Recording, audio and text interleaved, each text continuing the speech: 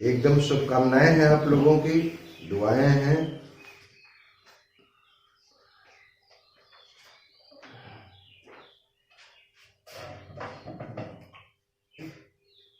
आज test paper को आप लोग डिस्कस कर लें। गुड मॉर्निंग भैया।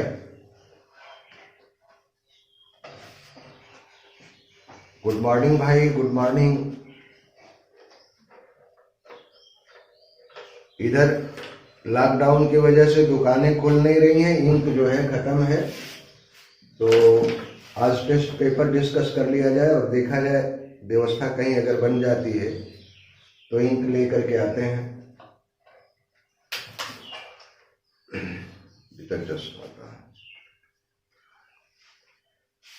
पहले कौन सा पेपर उठाया जाए भैया? हेलो,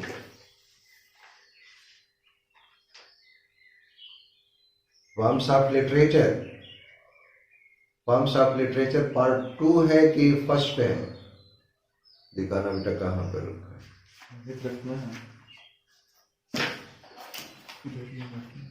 अच्छा 2 आया है, चलिए ठीक है। आप लोग इसको पढ़ भी लिए होंगे और कोशिश भी कर लिए होंगे, तो देख लेते हैं।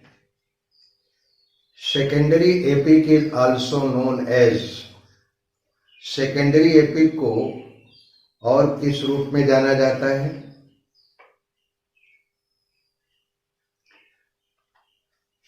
बिल्कुल लिटरेरी एपिक सही है भाई। एपिक ऑफ ग्रोथ जो है वो प्राइमरी एपिक कहलाता है या फिर बैलेड एपिक कहलाता है।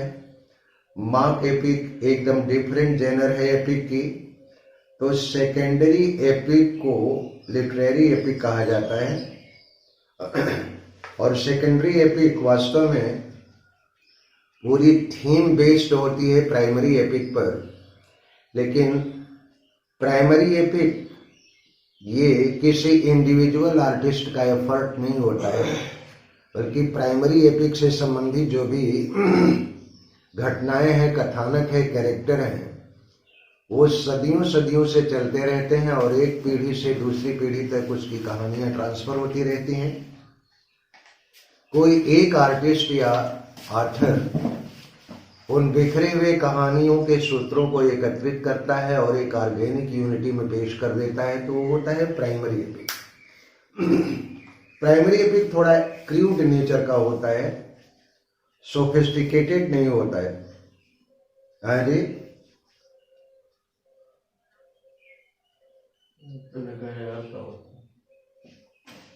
बोर्ड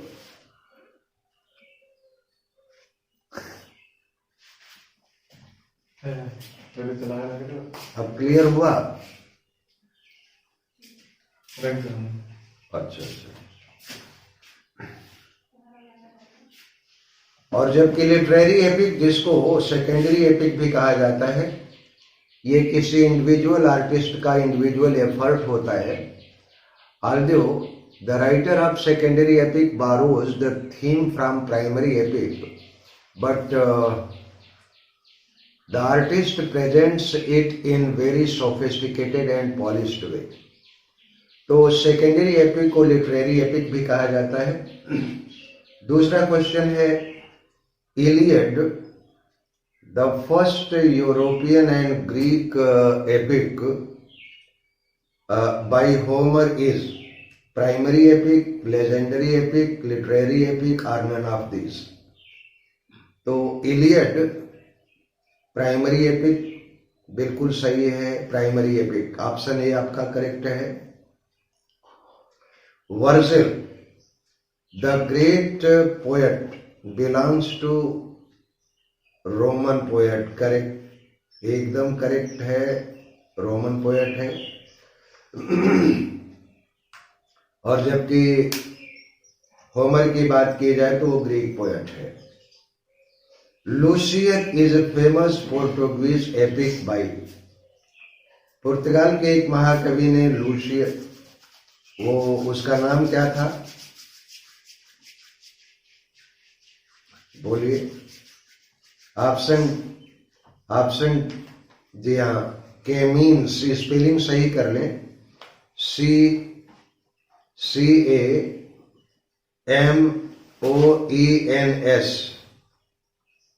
एन और जोड़ दे। ऑप्शन डी करेक्ट है, के means. The Dynasts epic in nature is written by Thomas Hardy. Option correct D बिल्कुल सही है। ये ऑनर नहीं है बल्कि होमर कर दीजिएगा। ऑप्शन फर्स्ट ए में ऑनर नहीं है बल्कि होमर है, HOMER। Question 6, Beowulf which is also called the national epic of England by unknown is work of। Beowulf जिसको इंग्लैंड, हाँ जी, ये एंग्लो सैक्सन पीरियड का महाकाव्य है। Option B correct. In Odyssey, option C, option B में Anglo Norman जो गलत है, एंग्लो सैक्सन पीरियड है। In Odyssey and Iliad Homer employed which of the following figures of speech abundantly? Odyssey और Iliad में, हाँ जी, होमरिक बिल्कुल सही है, ऑप्शन सी करेक्ट। ओडिसी और इलियड में होमरिक सिमिली, वास्तव में Homeric simile is a trail of similes. तो एबेंडेंटली, पर्याप्त मात्रा में इलियड और ओडिसी में होमर ने होमरिक सिमिली का प्रयोग किया है। Who wrote proud made ballad? Proud made ballad किसने लिखा है?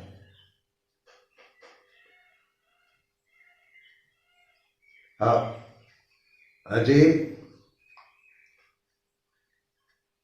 नहीं, ऑप्शन डी है, वाल्टर स्कॉट ने नहीं लिखा है। None of these है। Ulysses and Tithonus are famous monologue by Tennyson, but they are, क्या एक दूसरे के सीक्वल हैं, शार्पली इन कंट्रास्ट हैं, एक दूसरे के कंप्लीमेंट्री हैं, या none of these?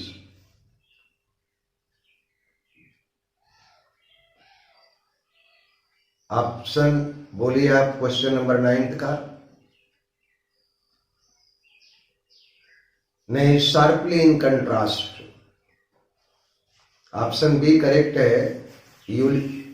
यूलिसीज में टेनिसन एग्जार्टेशन और एक्टिव लाइफ के लिए आवाहन करता है, और जबकि टिथोनस में टेनिसन ने ये दिखाया है कि सारे जीवन की जो उहापोह है, जो भागदौड़ है, अंततः वो व्यर्थ साबित होती है। तो Ulysses and Tithonus monologue, they are sharply in contrast with each other. Question 10 है, who is called the father of dramatic monologue? Very easy question, I think Robert Browning. Option C correct है। Rabbi Ben Ezra is also a dramatic monologue written by Browning. Option C correct. 11th का option C. Love song of Alfred J Prufrock, जो नहीं है J है, J Prufrock is an example of plain dramatic monologue, internal dramatic monologue, philosophical speech और none of this. इसमें जी नहीं, internal dramatic monologue है। देखिए, father of dramatic monologue Browning को तो कहा गया, लेकिन एक्सटर्नल ड्रामेटिक मोनोलॉग या प्लेन ड्रामेटिक मोनोलॉग में दो कैरेक्टर होते हैं, आई और यू।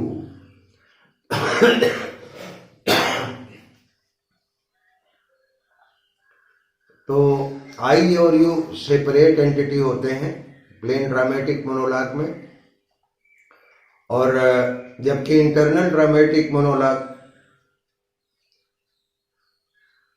कैसे पे आवाज आ रही है? तो बंद कराओ माइक है?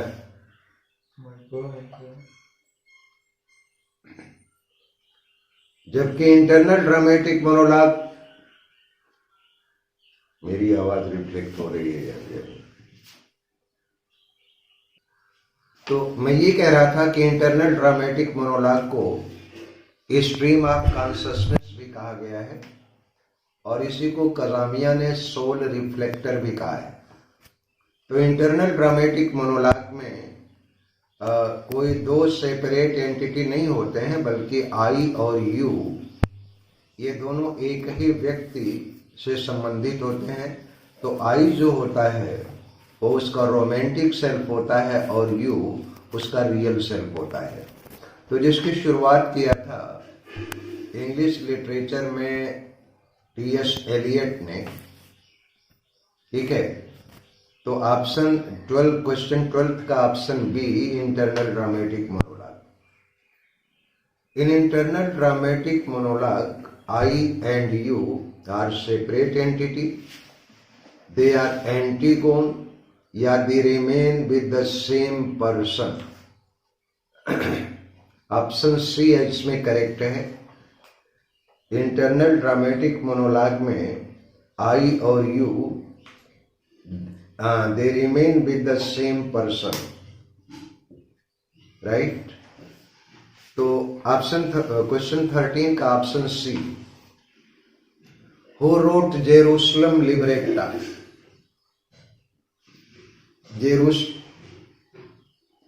ताशो ने लिखा है। Option C, chanson de Roland is French epic, Italian, Roman और ग्रीक एपिक। फ्रेंच एपिक है, ऑप्शन ए करेक्ट है। चैंसन कहते हैं सांग को, और डी मीन्स ऑफ, रोलैंड जो हीरो है। तो चैंसन डी रोलैंड ये फ्रेंच का नेशनल एपिक भी है। Which of the following is famous Spanish epic?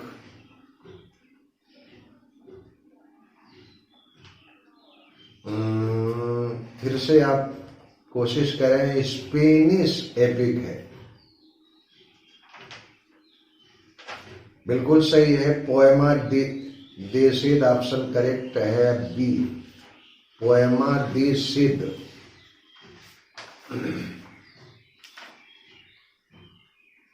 और 17 को देखें, the traditional tune of child ballad is a collection of ballads in 3 volumes. These are collected and compiled by the traditional tune of ballads child, ये 3 खंडों में प्रकाशित है, और जिसमें जितने भी बैलड हैं उसको कलेक्ट किया है फ्रांसिस जे चाइल्ड ने। तो ऑप्शन सी करेक्ट है। Browning wrote which of the following Browning ने निम्नलिखित में से, क्यों आवाज गड़बड़ी हो, इतनी ही आवाज सुनाई पड़ने लगी, बड़ा इरिटेशन सा हो। Browning wrote which of the following ballad, वही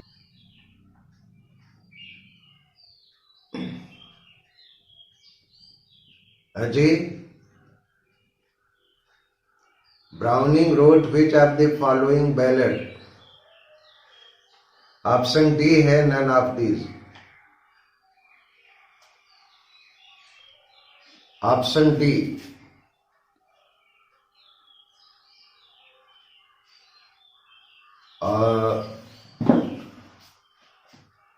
Belip's daughter is written by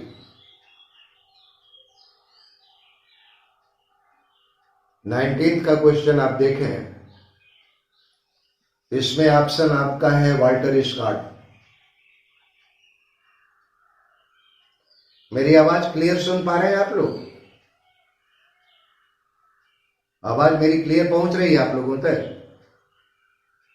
हाँ, अच्छी बात है।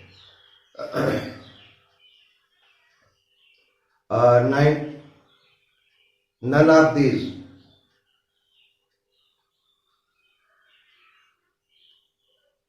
19th का है ऑप्शन बी, वाल्टर स्कॉट ने लिखा है बेलिफ्स डाटर।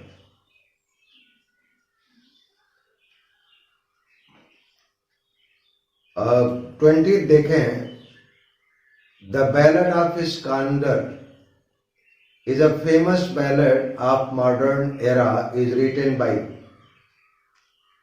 किसने लिखा है? ऑप्शन ए J.E. डेकर्स ने लिखा है। The ballad of Iskander is written by डेकर्स।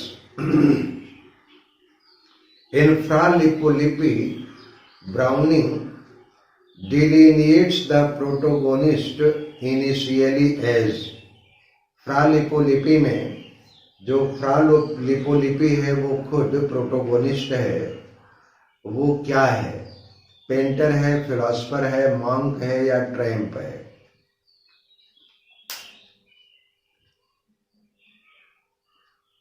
आवाज आनी चाहिए। हाँ जी,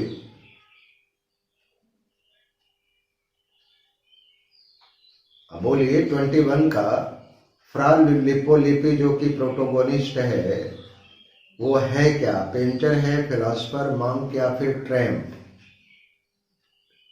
तो पेंटर है। ऑप्शन ए करेक्ट है, 21 का पेंटर है। Who is considered the first artist of, first satirist of English literature कर दें।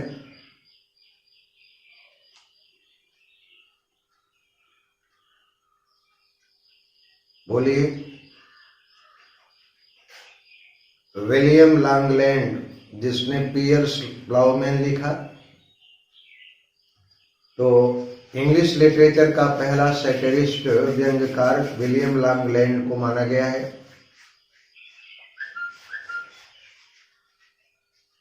और 23rd देखें, who is called the father of satire? Aristophanes. बिल्कुल सही है, ऑप्शन ए। और 24 satire is always playful than harmful, या सरकास्टिक, जियरिंग या embarrassing? The aim of satire is always playful than harmful। तो ऑप्शन ए करेक्ट है 24 का, right. Piers the Ploughman is satirical work by, किसने लिखा है Piers the Ploughman? William Langland, option A correct. Evelyn Hope is also a dramatic monologue composed by, किसने लिखा है? Robert browning ने लिखा है, ऑप्शन बी करेक्ट 26 का। Absalom and Achitophel is personal satire, satire on snobbery और political satire, satire on aristocracy? तो question 27 का ऑप्शन है पॉलिटिकल सैटायर है, ऑप्शन सी करेक्ट है। The cradle of drama in European countries कौन सा है? इंडिया है, इटली है, फ्रांस है या फिर एंशिएंट ग्रीक है? किसको क्रेडल ऑफ ड्रामा कहा गया है? एंशियंट ग्रीक एकदम ऑप्शन आपका करेक्ट है, option C. Ancient Greek is called the cradle of drama, drama का पालना कहा गया है। A vision of judgement by Byron, A satirist of romantic era presents A vision of judgment वास्तव में एक सैटायर है और ये किस तरह का सैटायर है? रिलीजियस मॉकरी है, पॉलिटिकल मॉकरी है, या फिर रेलरी अगेंस्ट रूलर है, या रेलरी अगेंस्ट पोएट्स है। बड़ा माइन्यूट ऑप्शन आपको चुनना होगा इसमें। विजन ऑफ जजमेंट बायरन ने सदी के जो प्रशंसा किया है उसकी आलोचना किया है, तो पॉलिटिकल मॉकरी नहीं है, ना तो रिलीजियस मॉकरी है, बल्कि रेलरी अगेंस्ट रूलर्स है। Option C correct. Shadwell is presented as MacFlecknoe. Shadwell को एक मैकफ्लेक्नो, ये तो मालूम है कि सैडवेल एक पर्सनल सैटायर है ड्राइडन का, तो वो ड्राइडन को किस रूप में पेश किया है? बिल्कुल नहीं, एज ए पोएटेस्टर, घटिया दर्जे के पोएट को प्रेजेंट किया है सैडवेल को। सैडवेल को जब जेम्स सेकेंड ने प्रमोट कर दिया पोएट लॉरेट ड्राइडन के स्थान पर, तो उसने लिखा था मैकफ्लेक्नो, जो कि पर्सनल सैटायर था। मैकफ्लेक्नो मालूम है, मैं पहले डिस्कस कर चुका हूं कि ये ओल्ड टेस्टामेंट का एक कैरेक्टर है। मैक कहते हैं बेटे को, फ्लेक्नो कहा यह जाता है ओल्ड टेस्टामेंट में कि मैकफ्लेक्नो नाम का एक सम्राट था जो महामूर्ख राजा था, और उसने अपने से भी महामूर्ख बेटे मैकफ्लेक्नो को अपना वारिस चुना। ठीक उसी तरह से जेम्स सेकेंड ने ड्राइडन, जो कि ऊंचे दर्जे का कवि था, उसकी तुलना में सैडवेल एक घटिया दर्जे का कवि था, उसको प्रमोट कर दिया, ड्राइडन की जगह पर पोएट लॉरेट बना दिया सैडवेल को। तो ये एज ए पोएटेस्टर के रूप में प्रयोग किया है सैडवेल को मैकफ्लेक्नो के रूप में। तो ऑप्शन ए आपका करेक्ट है। और 31 देखें, which is the earliest miracle play. देखिए ड्रामा की शुरू, ऑप्शन सी करेक्ट है, जिसका मंचन 1110 में किस जगह पर हुआ था? ल्यूडस डी सैंटा कैथरीना डनस्टेबल नाम की जगह पर पहली बार इसका मंचन किया गया था 1110 में, और इसी को पहला मिरेकल प्ले माना गया है। ये आपका ऑप्शन 31 क्वेश्चन है। इसकी अगली सीरीज आपको जो है कल मिल जाएगी, मतलब आज ही मिल जाएगी। अब चलिए चलते हैं हम लोग। हाँ जी।